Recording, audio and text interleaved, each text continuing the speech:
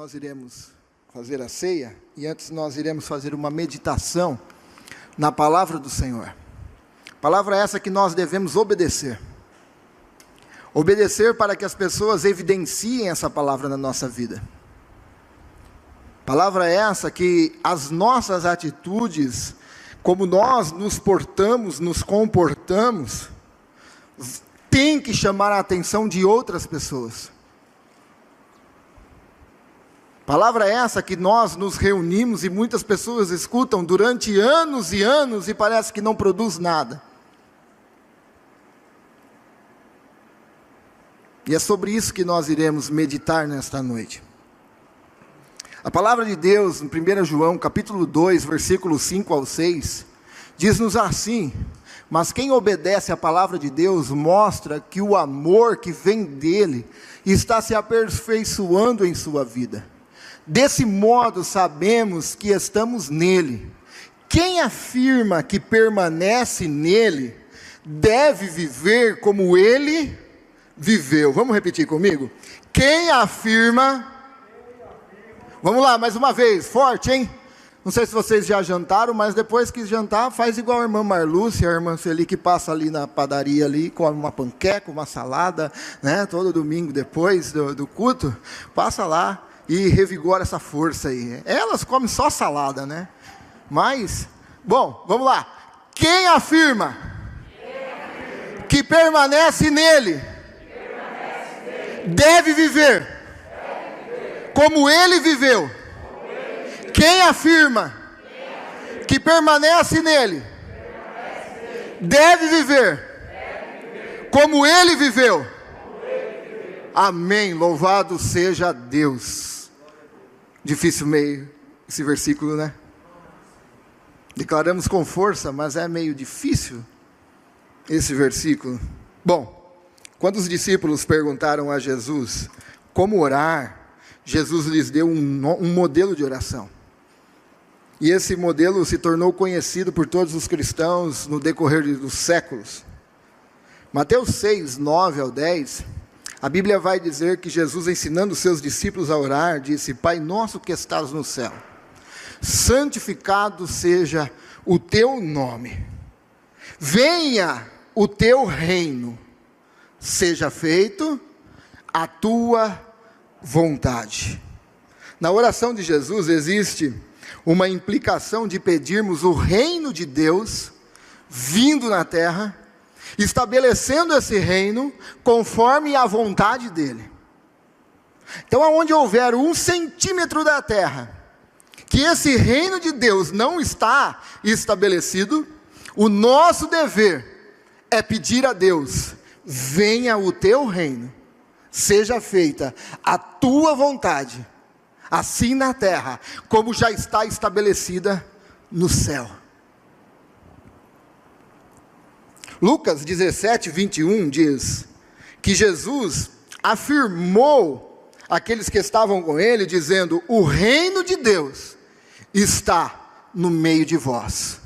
Ou em outras traduções o reino de Deus está entre vós. Hoje nós temos este reino dentro de nós, e nós somos comissionados a levar este reino avante e estabelecer esse reino na terra. 2 Coríntios capítulo 5, versículo 20, se não me falha a memória, que diz que nós somos embaixadores de Cristo, e como embaixadores, então, todo embaixador representa aquele que tem mais poder em sua nação. Nós, como cristãos, como os discípulos de Jesus, somos embaixadores do Rei dos Reis, e somos agora comissionados e enviados a levar este reino e estabelecer na face da terra. A pergunta é: como o fato de pertencer ao reino de Deus, eu e você, esse reino tem impactado pessoas que estão ao nosso redor? Se nós temos esse reino dentro de nós, se nós formos, Colossenses capítulo 1, que nós fomos transportados do império das trevas para o reino do teu amor, o Filho Cristo Jesus. Nós pertencemos a um reino, temos o próprio reino dentro de nós, que não é de aparência visível, mas é paz, gozo, alegria no Espírito. Será que este reino agora, eu como embaixador, as pessoas que me rodeiam, as pessoas que me cercam, estão sendo tocadas por este reino? Será que as pessoas que estão ao seu redor, as pessoas que você atende, as pessoas que você tem relacionamento, está sendo tocada, comovida, ou percebido pelo menos, que há algo em você, o reino de Cristo Jesus? Porque se somos verdadeiros discípulos de Cristo Jesus, o reino de Deus deveria influenciar a vida de todos, de tal modo, que ao nos encontrarem, encontrariam o próprio Cristo, o próprio reino de Cristo. Nós como seguidores de Cristo, cidadãos do reino, nós temos a incumbência de se destacar no meio da humanidade.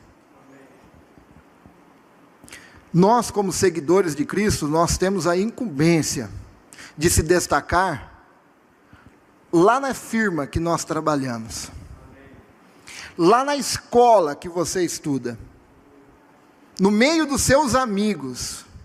Nós, como seguidores de Cristo, nós temos a incumbência de nos destacar dentro da humanidade que nos cerca. Somos chamados para ser diferentes. E esse chamado para ser diferente é um chamado radical, porque com Deus não tem meio termo. É sim, não, não. O que passar disso é procedência maligna. Aquele que é santo, santifica-se mais ainda. Aquele que é sujo, suje-se mais ainda. Ou se é morno, o próprio Deus disse: quem deras fosse quente ou fosse frio, mas porque tu és morno, estou a ponto de vomitar-te. Então nós fomos chamados para um reino, mas para vivermos esse reino, este reino é um chamado radical para as nossas vidas. Porque Deus não aceita 99%. E o inimigo das nossas almas aceita 1%. Mas Deus não aceita 99%. Ele quer 100% de nós. Mesmo sabendo que nós somos fracos, pecadores, cheios de mazelas. Mas Deus quer 100% de nós.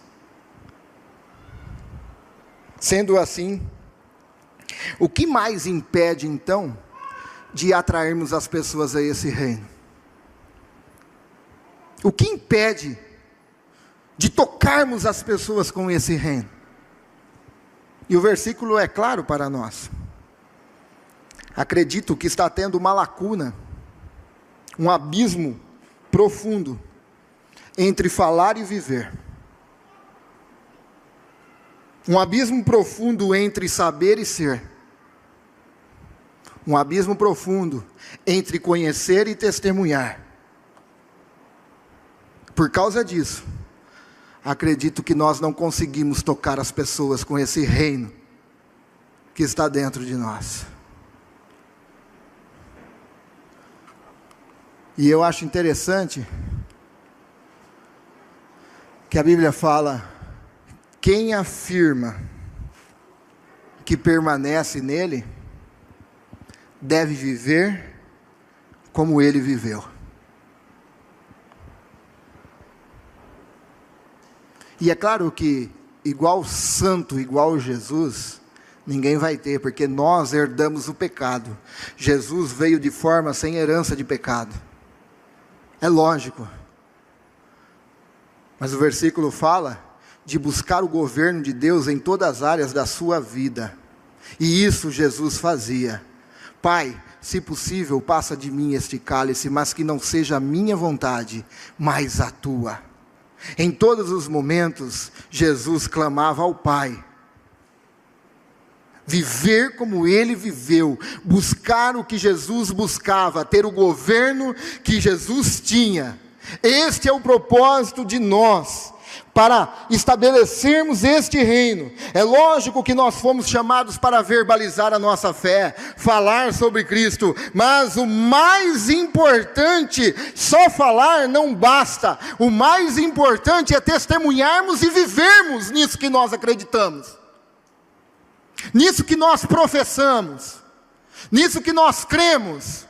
Não basta saber a teologia de Westminster, o código de fé de Westminster, a teologia reformada, saber eleição, predestinação, justificação, santificação. Não basta saber só todas essas coisas.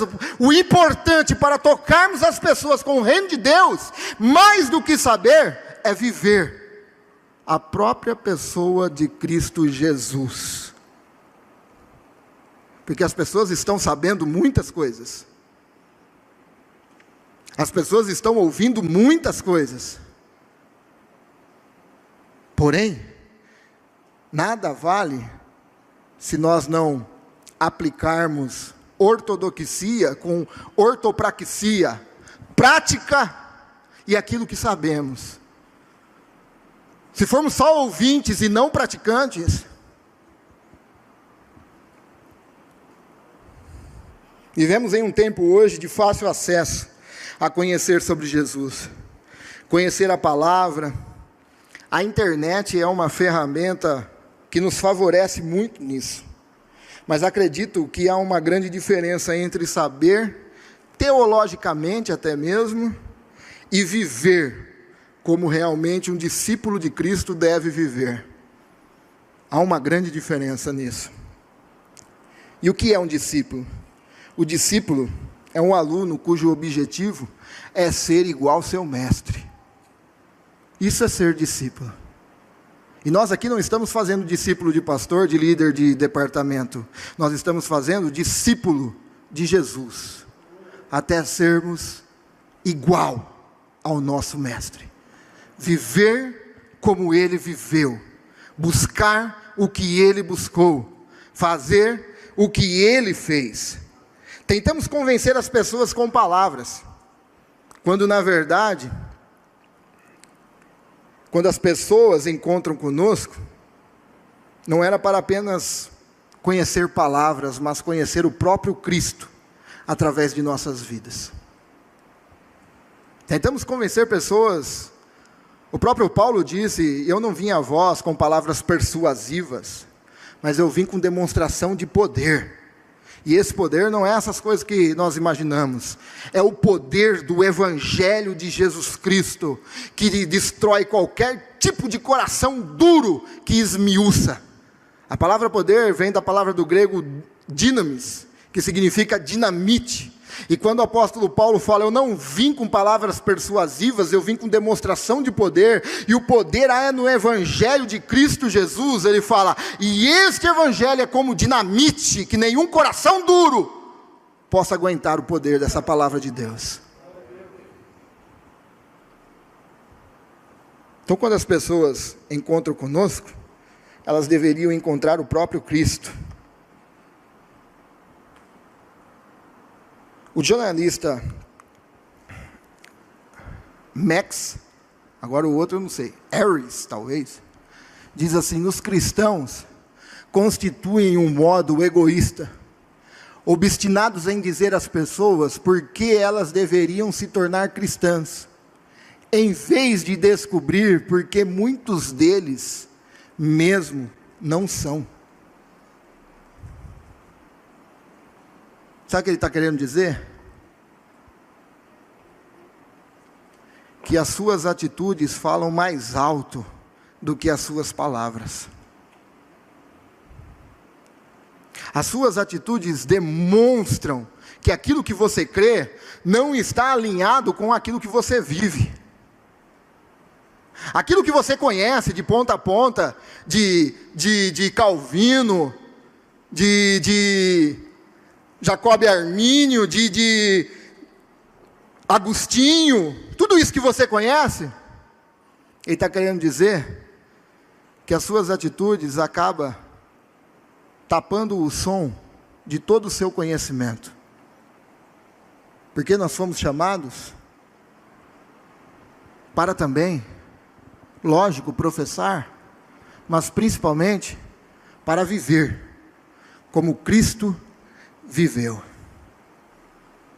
Como Cristo viveu. Dá para dar um amém aí, meus irmãos?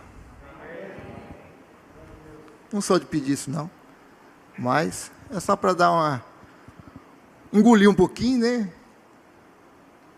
Sabe por quê? Porque hoje nós vivemos um tempo, meus irmãos, de palavras triunfantes, de palavra você consegue, você vai lá, ou então em alguns cultos te dão chave, a chave de não sei na onde, a chave da sua casa, e você vai conseguir, você vai passar do outro lado. Mas viver como Cristo viveu, não é isso, é perder para ganhar. O próprio Jesus disse isso.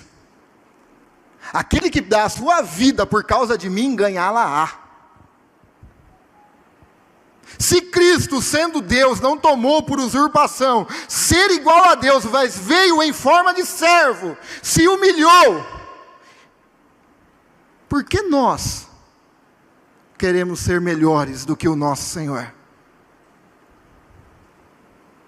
É muito triunfalismo, e isso gera em nós uma fé muito superficial.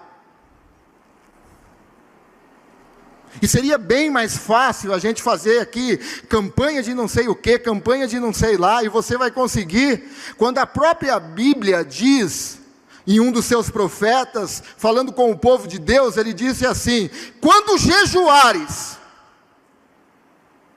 vós jejuares por mim ou por vocês? Veja bem, se até um jejum tem que estar ligado à vontade de Deus, para quê? Porque é viver como Cristo viveu, que não seja a minha vontade, mas a tua, ó Pai. Louvado seja o nome do Senhor.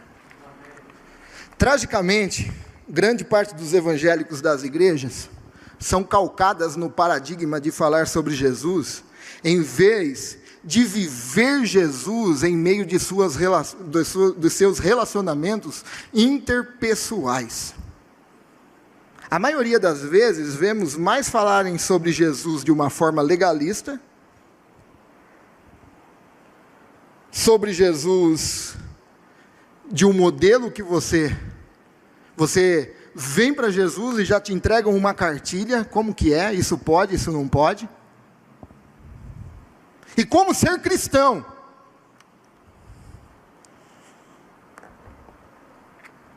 O legalismo não tem lugar no reino de Deus, porque ele aniquila toda a graça de Deus.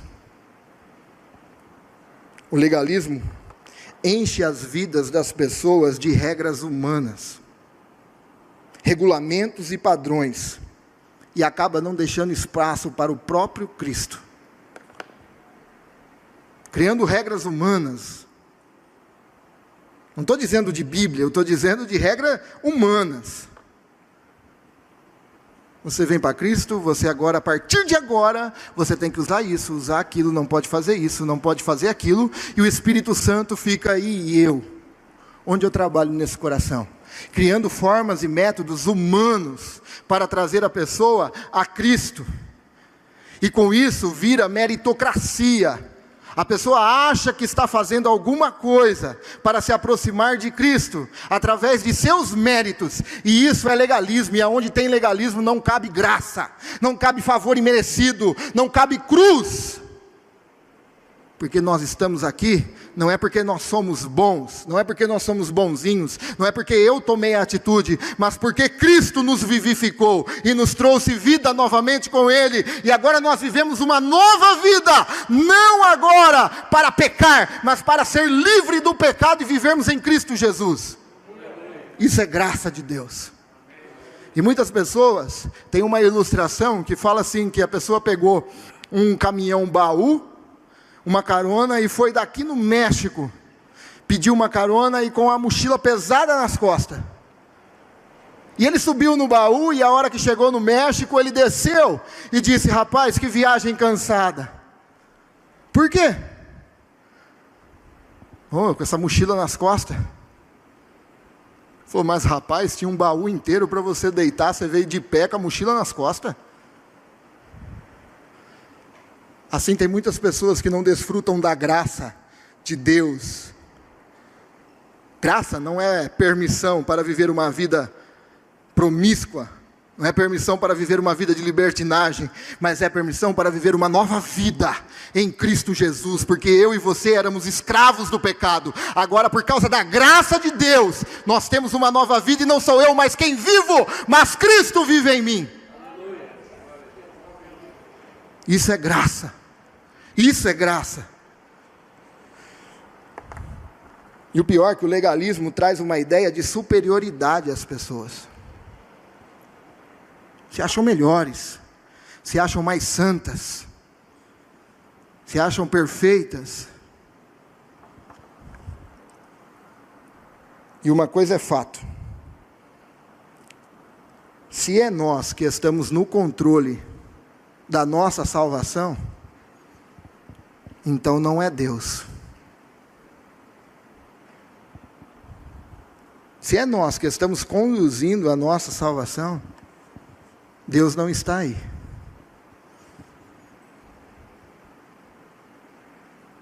Porque a Bíblia diz que aquele que chama, aperfeiçoa. E aquele que aperfeiçoa, glorifica. E aquele que glorifica, santifica. Esse é o Cristo Jesus, que morreu por mim e por você, na cruz do Calvário. A cédula foi rasgada, o preço foi pago, e ninguém poderia pagar. Apenas uma pessoa: Deus amou o mundo de tal maneira, que enviou seu Filho unigênito, para todo aquele que nele crê não pereça, mas tenha a vida eterna. E Cristo veio, executou o plano de Deus, e o Espírito Santo aplica esse plano em nós agora. Isso é graça, isso é favor imerecido de Deus. Mas as pessoas estão colocando um peso nas pessoas, um peso, que Mateus 23, 16, 15 diz: que aflição os espera, mestres da lei e fariseus, hipócritas, fecham a porta do reino dos céus na cara das pessoas, vocês mesmos não entram, e não permitem que outras entrem.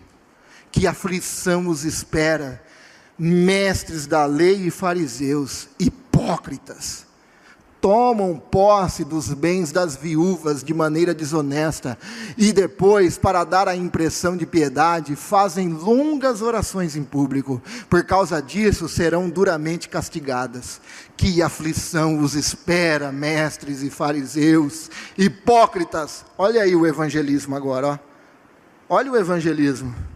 Atravessam terra e mar para converter alguém, e depois o tornam um filho do inferno, 2 vezes pior do que vocês. As pessoas estão fazendo discípulos também.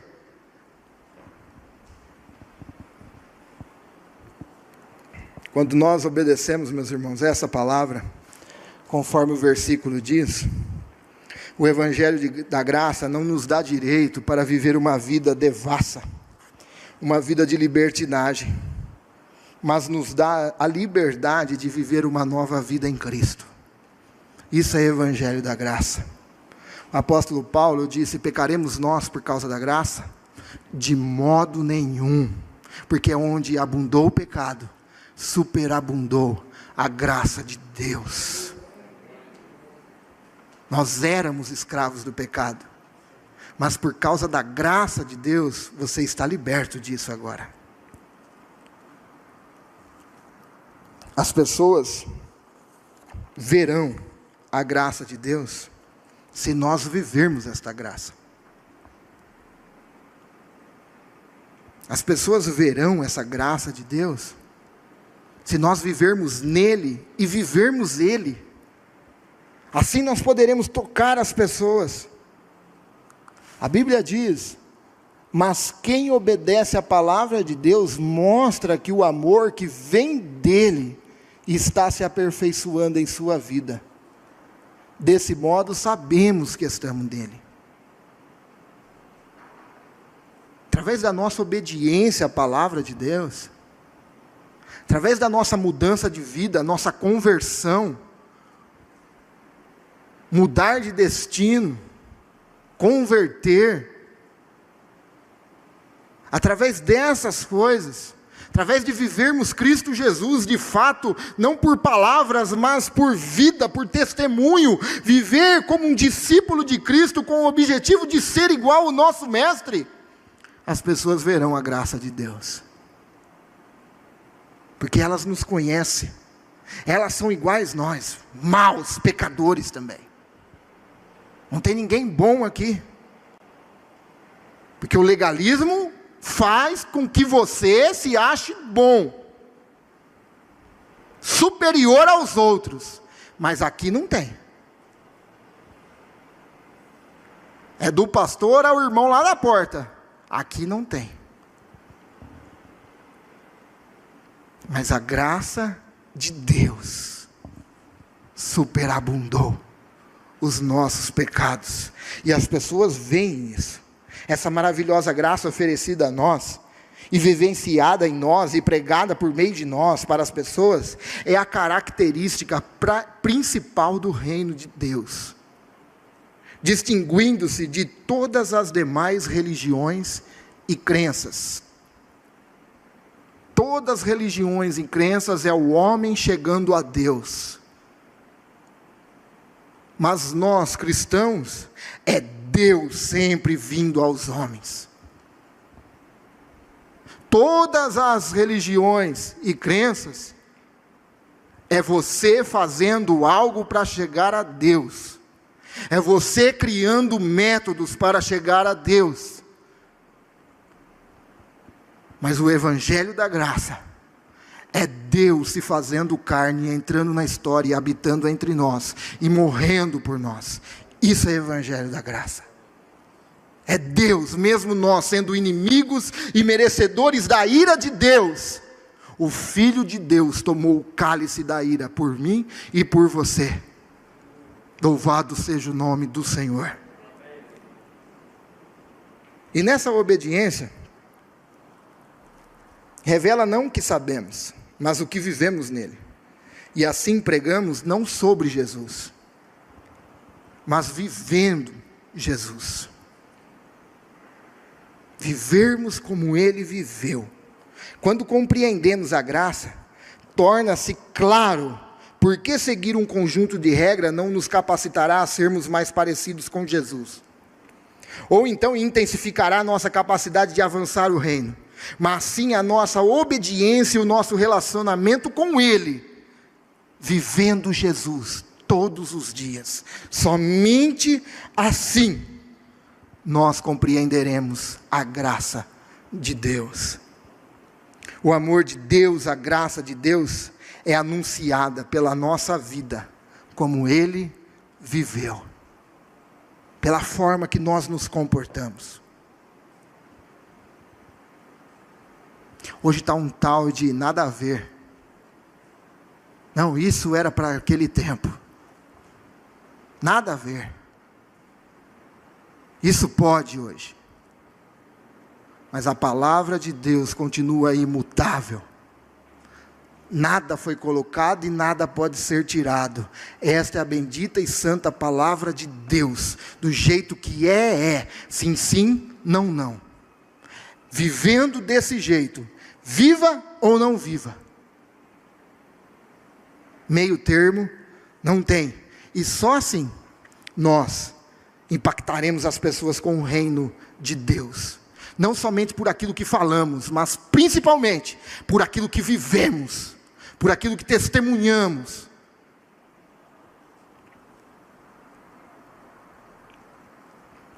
Ao se encontrar com cidadãos do reino, os de fora deveriam encontrar o próprio Jesus, experimentar a sua aceitação incondicional e se sentirem inundados por essa graça, esse favor imerecido de Deus, e serem atraídos por esse amor. As pessoas, quando nos encontram, teriam que ser atraídos por esse amor que nós vivemos. esse amor que nós experimentamos, esse amor que nós desfrutamos dele. É impossível você falar que é discípulo e não compartilha esse amor com alguém. É impossível. Você falar que é seguidor de Cristo e não tem desejo que outras pessoas se tornem seguidores também. É impossível.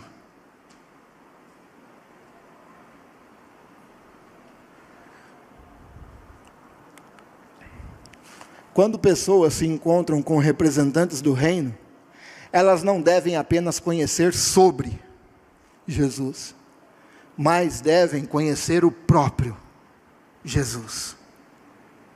Porque para isso nós somos chamados cristãos. Quando lá levou o primeiro nome de cristãos na Bíblia, é porque eles enxergavam os cristãos, viam os cristãos e relacionavam automaticamente com Cristo. E aí eles diziam, são cristãos. Por quê? Porque se parece com Cristo. Eles vivem como Cristo, eles obedecem como Cristo, eles servem como Cristo, eles fazem como Cristo, e por causa disso, eles são pequenos Cristo. É isso que a palavra cristão significa, pequeno Cristo. E as pessoas lá na igreja primitiva, quando enxergavam e viam, automaticamente eles relacionavam. Olha, ele vive como ele viveu. Ele faz o que ele fazia. Então, só pode ser cristão. E a palavra de Deus nos diz que Deus acrescentava todos os dias. Meus irmãos, hoje, para vocês terem noção, se um candidato se candidatar e o povo evangélico quiser, elege ele, de tal número que é, mas quantidade não é sinal de qualidade. Muitas pessoas hoje se dizem cristãos, muitas pessoas se dizem evangélicos, mas viver como ele viveu é diferente, é totalmente diferente.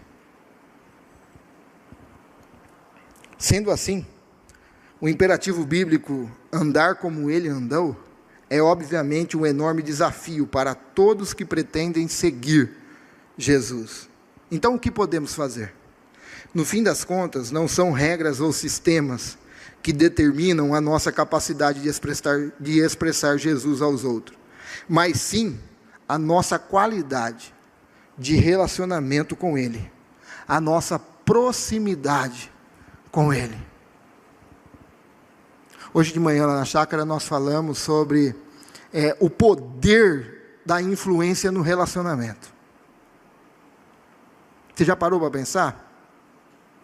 Quando você casou, você veio com hábitos de relacionamento que você tinha no seu lar. Você foi moldado daquele jeito. Eu falei lá hoje, eu aprendi a comer berinjela, cebola, quiabo, depois que eu casei. Porque em casa, arroz, feijão e bife. Arroz, feijão e bife. Arroz, feijão e bife. E aí depois que eu casei, mudou, porque o poder do relacionamento, eu vim de um poder de relacionamento. Você já parou para pensar que o poder de relacionamento pode transformar pessoas? Ainda mais você que tem o reino de Deus dentro de você? Sabe por que então nós não tocamos pessoas com o reino? Porque o nosso nível, o nosso grau de relacionamento com Jesus, às vezes está baixo demais. Como que eu vou ser igual a alguém, se eu não tenho um relacionamento com Ele? Porque é o poder do relacionamento que muda, que me faz tornar igual tal pessoa. E como que eu vou ser, ou então influenciar alguém, a ser igual a Jesus, se o meu relacionamento está em dívida com Jesus? Como?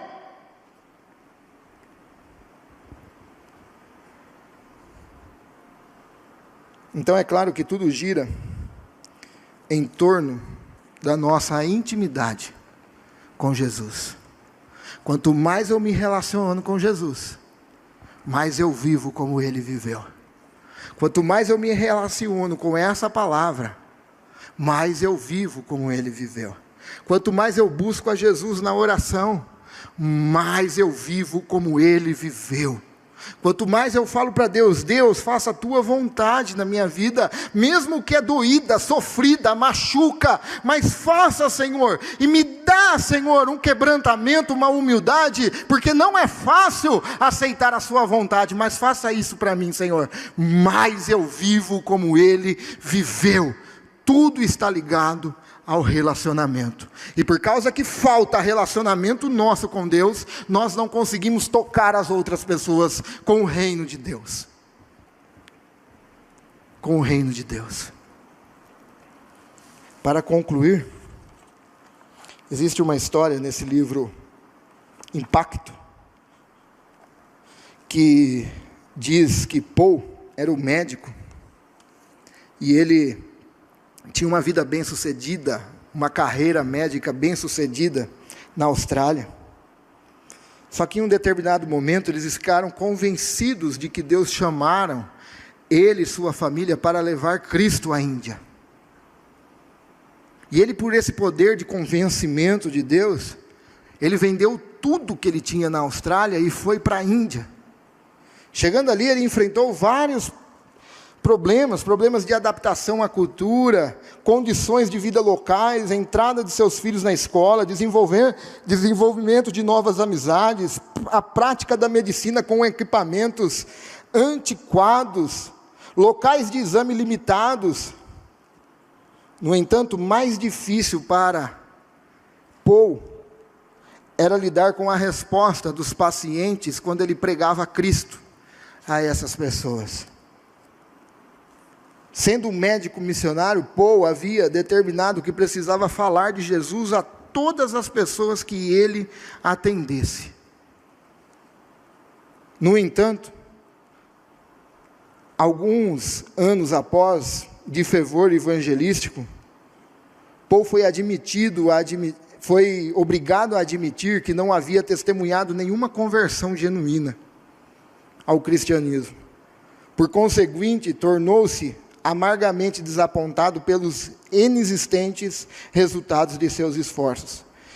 Então, começou a questionar o seu chamado, dizendo que ele havia sido enviado por emoção dele, não que Deus o enviou ali, porque se tivesse o enviado, algo teria acontecido.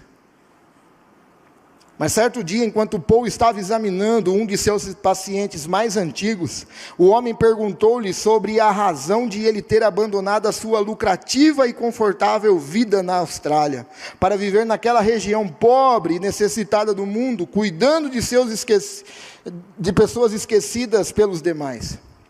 Sem pestanejar, Paul simplesmente falou sobre o seu relacionamento com Cristo e o seu desejo de servi-lo ao próximo.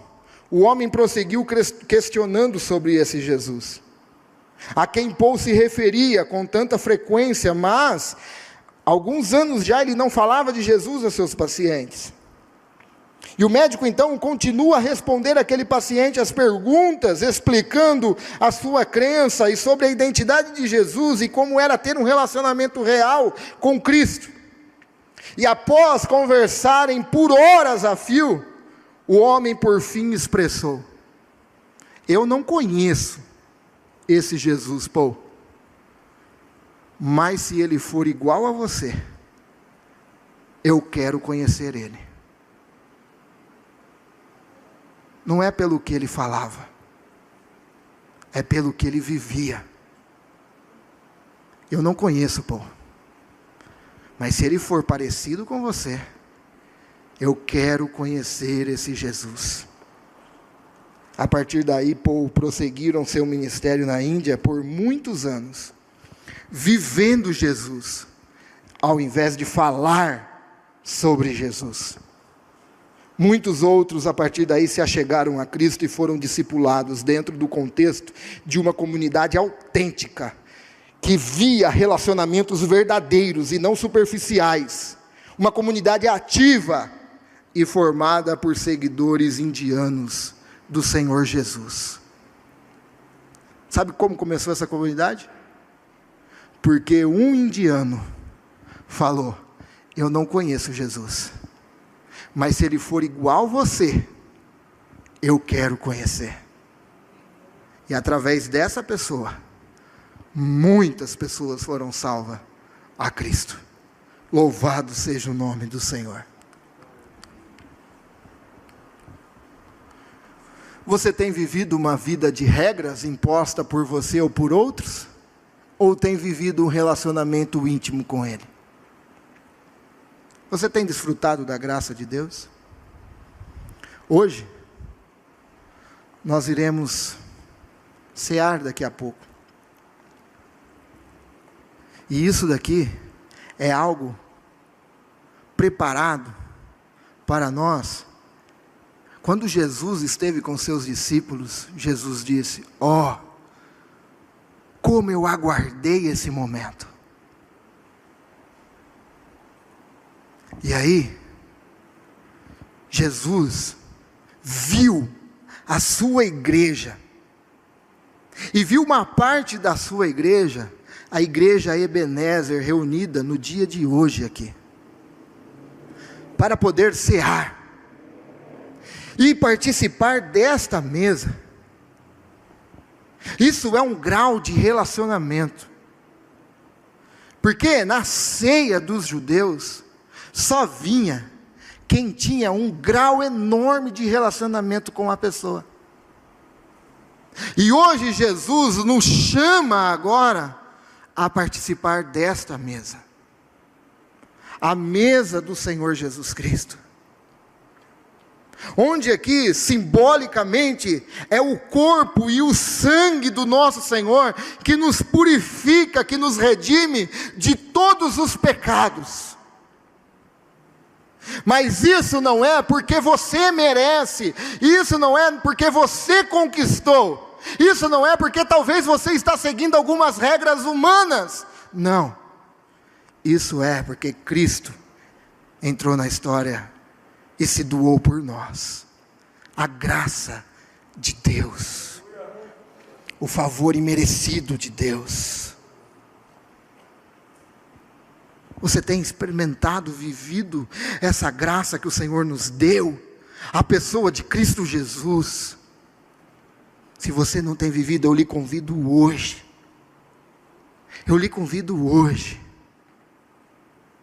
a reconhecer e dizer: Senhor, eu nada posso, eu nada faço, mas hoje eu sei o que é graça, é o Senhor dando a sua vida por mim. Isso é graça. As pessoas têm visto Cristo em você, não pelo que você fala, mas pelo que você vive. Você tem tocado pessoas com o seu modo de viver, com o seu comportamento, e principalmente por ser igual a Cristo. Você tem tocado pessoas? E assim como foi dito há pouco, as pessoas poderiam lhe dizer que não conhecem Cristo, mas se Ele for igual a você, elas gostariam de conhecer. Será que as pessoas podem olhar para nós? Será que as pessoas podem olhar para mim e dizer: eu quero o que esse rapaz tem, eu quero o que o Robert tem? É algo diferente, eu não sei explicar, mas eu quero. Eu quero porque eu vi que ele mudou de vida. Eu consigo enxergar isso, que ele vive uma nova vida. Eu consigo perceber isso. Será que se as pessoas olhassem para nós, será que lá no nosso emprego, no seu trabalho, na escola, aonde você convive, será que as pessoas olham para você E consegue identificar que tem algo diferente na sua vida? E chegam ao ponto de dizer: eu quero esse Jesus, eu quero conhecer. Será? Que nós fiquemos com essa palavra no decorrer dessa semana. Que nós meditemos nessa palavra no decorrer dessa semana. Eu quero lhe dizer, Jesus sabe que nós somos fracos e falhos. Jesus sabe.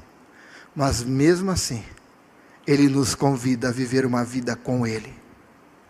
Amém? Pai, em nome de Jesus eu te agradeço, Senhor. Eu te louvo, Pai, por ter tocado o meu coração com essa palavra que foi falado comigo, com a tua igreja nesta noite, Pai. Deus, eu preciso mudar, Senhor. Eu preciso mudar todos os dias. Preciso mudar todos os momentos. O Senhor sabe disso, Pai. O Senhor sabe. O Senhor sabe nas áreas da minha vida que precisa de mudança. E de mim mesmo eu não consigo, Senhor. Por isso eu peço a tua ajuda, o teu Espírito Santo trabalhando nas nossas vidas, na minha vida. E somente assim, Senhor. Somente assim, Deus. Não adianta eu estimular regras para eu vencer isso, porque eu vou quebrar a cara de novo, Senhor. Não adianta, Senhor, eu estabelecer algumas regras, porque eu sei que vou falhar. Mas Deus, se o Senhor me ajudar, se o teu Espírito Santo me ajudar, Senhor, eu sei que o Senhor pode aperfeiçoar isso em nós. Então, em nome de Jesus, fala conosco, Pai. Fala no decorrer dessa semana, em nossos corações. Mostra-nos, Senhor, aonde nós precisamos mudar. Mostra-nos, Pai. Ensina-nos a viver como o Senhor viveu. Ensina-nos a obedecer essa palavra e não apenas saber, Senhor, ter algum entendimento teologicamente. Não, Senhor. Não. Ensina-nos a viver. Porque é melhor não conhecer do que conhecer e não praticar. Então, Deus, ensina-nos a praticá-la, Pai. Ensina-nos, em nome de Jesus.